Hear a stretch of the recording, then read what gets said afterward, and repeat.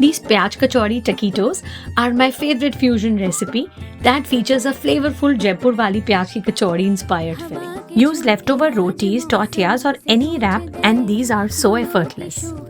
For the kachori filling, dry roast some whole spices and coarsely grind them. In a pan, heat some ghee and add in these spices along with a pinch of hing. In goes our green chili and ginger. Give this a mix, then add in our onions that we will cook until lightly browned. Now we will add in besan and bhujia for some binding and then all our masalas that will give this a lovely color. We will roast this on a low flame and add in our potatoes and cilantro.